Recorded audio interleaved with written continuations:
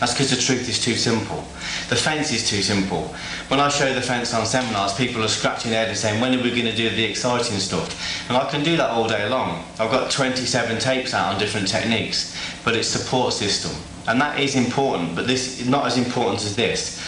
When a guy comes up to you outside the chip shop and you're with your missus, or at the club, or wherever, you need protection. This is the protection. This is your power. It's no good having loads of... This is your control, sorry. It's no good having loads of powerful techniques, being able to kick the bag and be great in sparring if you haven't got this control. And this control is no good if you don't see a situation develop. You can't control something that you don't see. So I can't state enough how important this is. This is more important than anything else I'll give you. And if I could only teach you one thing, this is what I would teach you. And again, it's very conceptually it's simple. When you try and do it, it's not so simple. I've done it in a lot of the books. It doesn't really come across too well in the books because it needs to be visual, and that's why I've decided to do a tape completely on it. The reason I got flown out to America by Chuck Norris and Richard Norton was specifically to see the fence. And that was because Richard Norton spent 20 years bodyguarding and working indoors and working with real violence. And all they wanted to see was the fence. Okay, so it's really important. And anybody that's been there will know it's important. But I'm overemphasising the point, but I don't want you to overlook this and think it's, there's nothing there. This is the control you need in a real situation. When a real situation starts, it's probably going to be from 18 inches. And that 18 inches will degenerate very quickly into in-your-face violence. Okay, it goes very quickly to vertical grappling, ground grappling. That's not where we want to be. Grappling is not where we want to be. If we do go down there, we deal with it, but we want to avoid it at all costs. Several people I know have been killed on the floor, had their heads kicked off or been stabbed when they've been grappling, and they're tearing the bloke a new arse, but it doesn't stop his mates kicking your head in, who suddenly appear from the bar or suddenly appear out of the hedge. Two of my friends got stabbed by women when they were fighting with men on the floor. So we don't really want to be down there unless we have to. So what I'm going to do with this fence is I'm going to control the gap between me and the person in front of me. Okay, to stop it degenerating to vertical grappling, because I don't want to be there. And again, just to reiterate, you can't use the fence if you're not switched on, if you're not switched on to the environment. Again, if I'm walking down the street, I want to be in code yellow, and code yellow is an awareness state. If you imagine putting your seatbelt on in the car, that's code yellow. That's being aware that there's a possibility that you might have a crash. It's not being paranoid about crashing, it's being aware. This is exactly the same. The fence is an environmental seatbelt. The awareness is an environmental seatbelt. So if I see a situation develop, I want to catch it maybe 3 to 5 seconds before it starts. In some situations, when I'm working the clubs, I see situations an hour before they start. That allows me to go in and be proactive and neutralise it. First of all, if I do see a situation, I want to avoid it. Avoidance is normally not being there. If I am there and I see a situation develop, my awareness will allow me to escape. But my ego might try and stop me. My ego might drag me back in, kicking and screaming.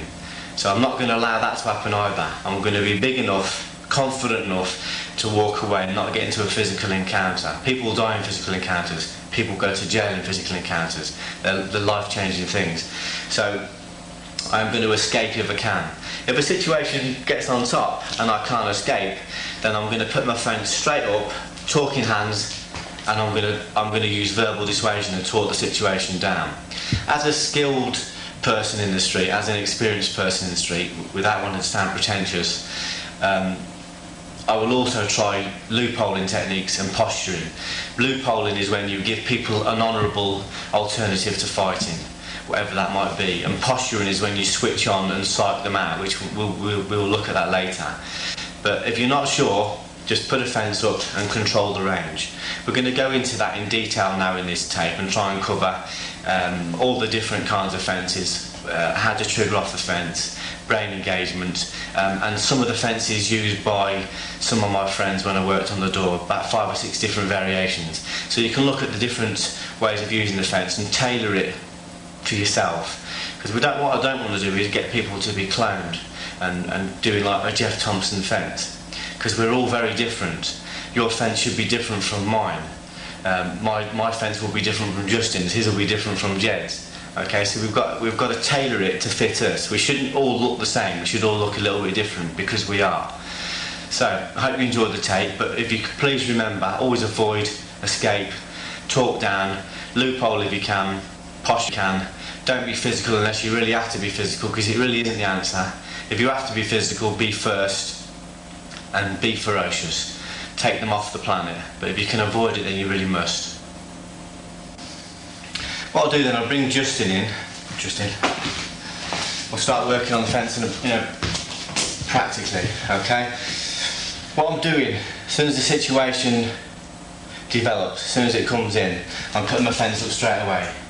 Lead hand, controlling, reverse hand for attack, okay? I can work this way, I can work this way, I can work this way if I'm in close, I can work this way. The important thing is that I'm controlling this gap. That's the most important thing. This gap needs to be controlled. Okay, at the same time, my left hand is controlling his right hand, so he's got no thoroughfare for this. My right hand's controlling his left hand, so there's no thoroughfare for that. So what I'm doing is what Rick Young would call proactive trapping. I'm trapping before he moves, so I'm not giving him a chance to attack. I might even be tactile if I'm talking, depending on the circumstances. But what I'm doing all the time is I'm keeping this gap closed, I'm controlling this attacking arm, so there's no thoroughfare. This attacking arm, I'm controlling his forward movement. He can't move forward and headbutt me or knee me. He can't kick me, because as soon as he moves I'll just lock this off. Although it looks very empty, it's very solid and very full. Okay? It's what we call putting a fence around your factory. If you want to stop burglars getting into your factory, put a big fuck off fence around it. It won't stop them forever, but it will make them think. And they're most likely to go to a factory where there's no fence, because it's easy to get round. So this is the fence around my factory. Now, even with people I teach this to, I watch them in situations, in real situations, when I watch them work in the doors or in violent situations that are developing. And even with some of the people I train, they still tend to be very much here, and then here, and then here, and then here. Or even sometimes allow themselves to get into a staring match like this, which is not what we want. A fence needs to be permanent. There needs to be some permanent fence all the time, either one hand or the other. Okay, what I tend to do is move my hands around a little bit and control. Okay, rather than rather than just up and down, which means this, you can actually close the gap, which I don't want that at all. And I definitely don't want to get pulled into a staring match. What you find happens when you get adrenaline, which you're going to get straight away in a violent situation, is you lose a lot of things you're supposed to train for, you lose. And you get a skilled person who's trained with this will suddenly be like this, and they'll suddenly go into the normal fight or flight, the posturing motions. Again, you have to really think about a situation and make sure you get this control. This is the most important thing. From here, I'm controlling the person in front of me. This is a subconscious physical fence. It means I'm controlling him on a subconscious level. He doesn't know he's being controlled. That's important, because if he thinks he's being controlled, then we've got a contention, we've got a power play. If he thinks he's being controlled, he'll fight for control. So I'm very happy to let him feel he's in control. Somewhere deep in his mind, on a very subliminal level, he will know he's being controlled. It will unnerve him, but he won't know on a conscious level. So there'll be something inside his head saying, this guy knows what he's doing, and it will hopefully make him pull away.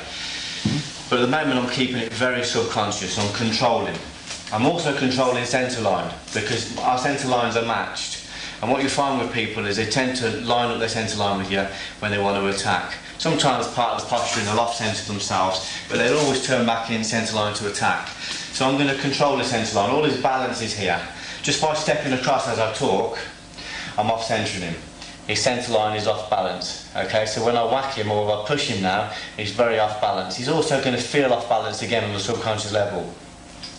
Also, when I off-centre, I'm opening the target up from here to here. So where I've got a small target, I'm opening them up to a big target. Because realistically, my only target from here is his chin. I don't want to beat him in the teeth, because that'll put me in hospital, like he did before. I don't want to hit him on the nose, because I'm not guaranteed to stop him. I definitely don't want to hit him in the eyes. I want to hit him somewhere clinical, which is going to be on the jawline. Anywhere from here to the ear, along the jawline, is what I'm looking to hit. So I'm aiming to get bone-to-bone contact on the jaw.